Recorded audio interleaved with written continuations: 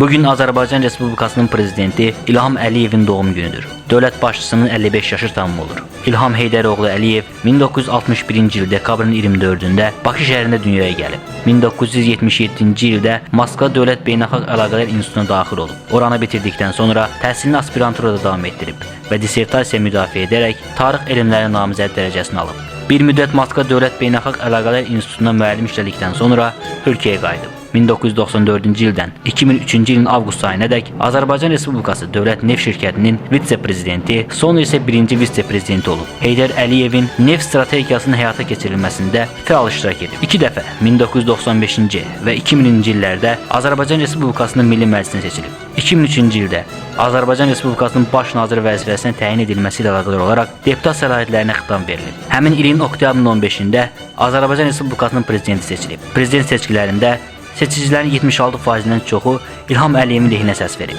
Həyata keçirdiyi uğurlu siyasət nəticəsində 2008-ci ildəki seçkilərdə 88,73% səslə yenidən qələbə qazanıb. 2013-cü il oktyabrın 9-da İlham Əliyev bu dəfə də seçicilərin əksəriyyətinin 84,4%-nin səsini toplayıb. İlham Əliyevin yürütdüyü iqtisadi siyasət nəticəsində Azərbaycan iqtisadiyyatı son 10 ildə 300% artıb. Yoxsulluq və işsizlik kəskin şəkildə aşağı düşüb. Hazırda hər iki göstərici 5% səviyyəsindədir. Azərbaycanın irəli sürdüyü təşəbbüs və layihələr regionumuzun hüdudlarını aşaraq qlobal miqyas alır. Bugün Azərbaycan artıq Avropanın enerji təhlükəsizliyində mühüm rol oynayır.